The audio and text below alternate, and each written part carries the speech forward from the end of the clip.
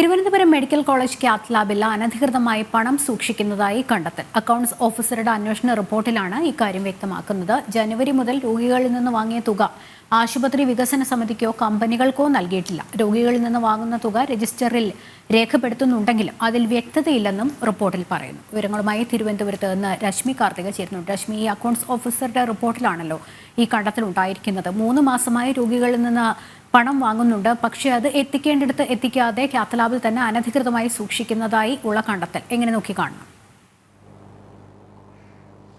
ലക്ഷ്മി, കഴിഞ്ഞ ദിവസമാണ് ഈ കാത്ത് ലാബിലെ ഒരു ജീവനക്കാരനെ സസ്പെൻഡ് ചെയ്യുന്ന ഒരു സാഹചര്യം ഉണ്ടായത്. ഈ സസ്പെൻഷനുമായി ബന്ധപ്പെട്ടാണ് അക്കൗണ്ട് ഓഫീസർ ഒരു അന്വേഷണം നടത്തിയത്. ഈ അന്വേഷണ റിപ്പോർട്ടിലാണ് ഗുരുതരമായിട്ടുള്ള കണ്ടെത്തലുള്ളത്. ഈ പണം വാങ്ങുന്നുണ്ട്, രോഗികളിൽ നിന്ന് കൃത്യമായി പണം വാങ്ങുന്നുണ്ട്. ജനുവരി, ഫെബ്രുവരി, മാർച്ച് മാസങ്ങളിലെ കണക്കാണ് എടുത്തിരിക്കുന്നത്. കൃത്യമായി പണം വാങ്ങുന്നുണ്ട് എങ്കിൽ പോലും അത് ആശുപത്രി വികസന സമിതിയുടെ ഫണ്ടിലേക്കോ അല്ലെങ്കിൽ അത് ഈ മറ്റ് പ്രവർത്തനങ്ങൾക്ക് വേണ്ടിയോ നൽകിയിട്ടില്ല എന്നുള്ളതാണ്. അനധികൃതമായി പണം സൂക്ഷിക്കുന്നു എന്നുള്ളതാണ് ഈ അക്കൗണ്ട് ഓഫീസറുടെ അന്വേഷണ റിപ്പോർട്ടിലുള്ളത്. കഴിഞ്ഞ ദിവസവും 4 ലക്ഷത്തിൽ പരം രൂപ ഇത്തരത്തിൽ അനധികൃതമായി കാത്ത് ലാബിൽ സൂക്ഷിച്ചിരിക്കുന്നതായി കണ്ടെത്തിയിട്ടുണ്ട്. ഈ പണത്തിൽ ഒരു തിരിമറി നടക്കുന്നുണ്ട് എന്നുള്ളതാണ് ഇപ്പോൾ അന്വേഷിക്കുന്നതിൽ ഈ അന്വേഷണ റിപ്പോർട്ടിൽ വ്യക്തമാക്കുന്ന ഒരു കാര്യം. അതുകൊണ്ട് തന്നെ അക്കൗണ്ട് ഓഫീസറുടെ റിപ്പോർട്ടിൽ ആവശ്യപ്പെടുന്നത് കൃത്യമായി തന്നെ കാത്ത് ലാബിൽ ഒരു അടിയന്തരമായി ഓഡിറ്റ് നടത്തണം. ഈ പണം തിരിമറിയുമായി ബന്ധപ്പെട്ടുള്ള നടപടികൾ വേഗത്തിലാക്കണം എന്നുള്ളതാണ് ഈ ഒരു റിപ്പോർട്ടിൽ പറയുന്ന ഒരു കാര്യം. രോഗികൾ കൃത്യമായി എത്തുന്നുണ്ട്, അവരുടെ കയ്യിൽ നിന്ന് പണം വാങ്ങിയത് ഈ രജിസ്റ്ററിൽ കൃത്യമായി രേഖപ്പെടുത്തണം എന്നുള്ളതാണ്. പക്ഷേ ഈ രജിസ്റ്ററിൽ ഇത് രേഖപ്പെടുത്തുന്നുണ്ടെങ്കിലും അതിൽ പലതരത്തിലുള്ള വ്യക്തതക്കുറവും നിലനിൽക്കുന്നുണ്ട്. മാത്രമല്ല ഈ കാസ്പ്, മെഡിസെപ്പ്, കാരുണ്യ ഇതിലൊക്കെ തന്നെ വ്യത്യസ്തമായിട്ടുള്ള റേറ്റുകളാണ് ഉള്ളത്.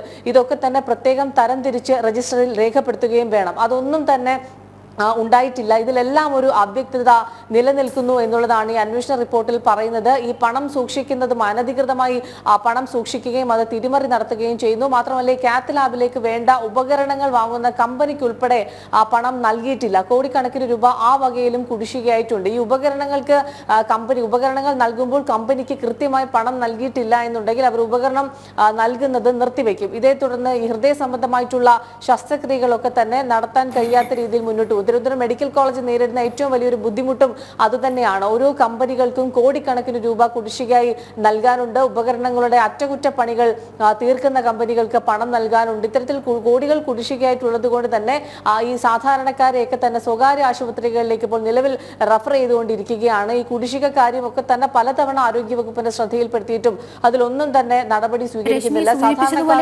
ഹൃദയ ശസ്ത്രക്രിയ ഉൾപ്പെടെയുള്ള കാര്യങ്ങൾ പുറത്ത് സ്വകാര്യ ആശുപത്രിയിൽ ലക്ഷങ്ങൾ വാങ്ങി ചെയ്യുമ്പോൾ തുച്ഛമായ പണം മാത്രം ഈടാക്കിക്കൊണ്ട് ചെയ്യുന്ന ഇത്തരത്തിലുള്ള ആരോഗ്യ സേവനങ്ങളെ മെഡിക്കൽ കോളേജിന്റെ ഭാഗത്തുനിന്ന് വലിയ രീതിയിലുള്ള ആശ്വാസമാണ് രോഗികൾക്ക്. അത് സർക്കാരിന് നേരിട്ടുള്ള ഇടപെടൽ വേണം എന്നുള്ളത് കൊണ്ട് തന്നെ നേരത്തെ രശ്മി സൂചിപ്പിച്ചതുപോലെയാണ് കാത്ത് ലാബിലെ ജീവനക്കാരുടെ അനാസ്ഥയാണ് എന്ന് പറയുമ്പോഴും ഈ ഉപകരണങ്ങൾ വാങ്ങുന്നതിൽ കുടിശ്ശിക വരുത്തിയാൽ കമ്പനികൾ പിന്നീട് അത് നൽകാതെയാകും, അതോടെ പ്രവർത്തനം മുടങ്ങുകയും ചെയ്യും. ഓരോ വിഭാഗങ്ങളുടെ നമ്മൾ കഴിഞ്ഞ കാലങ്ങളിലൊക്കെ കണ്ടുവരുന്നത് അങ്ങനെ തന്നെയാണ്. ഇതിൽ ആരോഗ്യവകുപ്പിന്റെ ഒരു ഇടപെടൽ ഉണ്ടായിട്ടുണ്ടോ? ഇതിൽ ആരോഗ്യവകുപ്പിന്റെ ശ്രദ്ധ തിരിഞ്ഞിട്ടുണ്ടോ? നിലവിൽ ഈ കാത്ത് ലാബുമായി ബന്ധപ്പെട്ടുള്ള ഒരു വിഷയത്തിൽ ഒരു പൊതുപ്രവർത്തകൻ ആരോഗ്യമന്ത്രിക്ക് പരാതി നൽകിയിട്ടുണ്ട്. ഈ പരാതി നൽകിയ വേളയിൽ മാത്രമാണ് അന്വേഷിച്ച് റിപ്പോർട്ട് നൽകാൻ ആരോഗ്യവകുപ്പ് ഡയറക്ടറോട് ആരോഗ്യമന്ത്രി നേരത്തെ ഇപ്പോൾ അല്പസമയം മുൻപ് ഒരു നിർദ്ദേശം നൽകിയിരിക്കുന്നത്. അതല്ലാതെ ഈ ഒരു പരാതി ലഭിച്ചപ്പോൾ മാത്രമാണ് അത്തരത്തിലുള്ള ഒരു നിർദ്ദേശം നൽകിയത്. അതിനു മുൻപ് ഇത്രത്തോളം പ്രശ്നങ്ങൾ നിലനിൽക്കുന്നുണ്ട് എങ്കിൽ പോലും അതിൽ യാതൊരു തരത്തിലുള്ള ഇടപെടലും ആരോഗ്യവകുപ്പിന്റെ ഭാഗത്തുനിന്നോ മന്ത്രിയുടെ ഭാഗത്തുനിന്നോ ഉണ്ടായിട്ടില്ല എന്നുള്ളതാണ്. ഇത് തിരുവനന്തപുരം മെഡിക്കൽ കോളേജിലെ കാര്യം മാത്രമല്ല, സംസ്ഥാനത്തെ മറ്റെല്ലാ മെഡിക്കൽ കോളേജുകളിലും ഈ ഒരു പ്രതിസന്ധി നിലനിൽക്കുന്നുണ്ട്.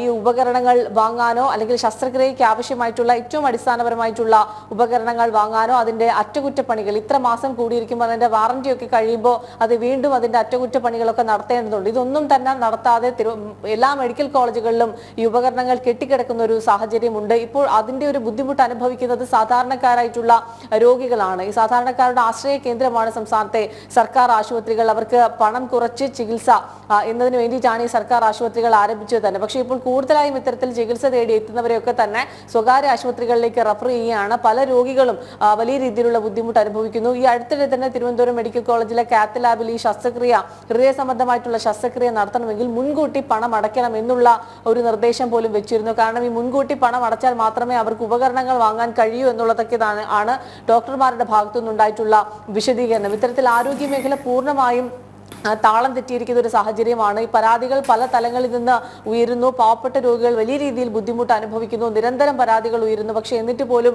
ആരോഗ്യ വകുപ്പിന്റെ ഭാഗത്തുനിന്നും യാതൊരു തരത്തിലുള്ള ഇടപെടലും ഉണ്ടായിട്ടില്ല. ഇപ്പോൾ ഇത് കേവലം കാത്ത് ലാബിന്റെ കാര്യം മാത്രമാണ് ഇവിടെ സൂചിപ്പിച്ചെങ്കിൽ പോലും മറ്റ് എല്ലാ മെഡിക്കൽ കോളേജുകളിലും ഈ ഒരു ദുരവസ്ഥ നിലനിൽക്കുന്നുണ്ട്. ഉപകരണങ്ങൾ സർജറി നടത്താൻ കഴിയാതെ അത് അനിശ്ചിതകാലത്തേക്ക് നീട്ടിവെക്കുന്നു. അല്ലെങ്കിൽ കൂടുതലായി രോഗികൾ എത്തുമ്പോൾ അവരെയൊക്കെ തന്നെ സ്വകാര്യ ആശുപത്രികളിലേക്കൊക്കെ റഫർ ചെയ്യുന്നു. മാത്രമല്ല ഈ ജീവനക്കാരുടെ അനാസ്ഥ, കെടുകാര്യസ്ഥത, പണം തിരിമറി നടത്തുന്നത്, ഇതൊക്കെ തന്നെ കൃത്യമായി ഓഡിറ്റ് നടത്താനോ അല്ലെങ്കിൽ അതിൽ ഇടപെടൽ നടത്താനോ ആശുപത്രി അധികൃതരോ അല്ലെങ്കിൽ ആരോഗ്യ വകുപ്പോ ഒന്നും തന്നെ തയ്യാറാകുന്നില്ല എന്നുള്ളതാണ് നമുക്ക് മനസ്സിലാക്കാൻ കഴിയുന്നത്. രശ്മിയാണ് വിവരങ്ങൾ നൽകിക്കൊണ്ടിരുന്നത്.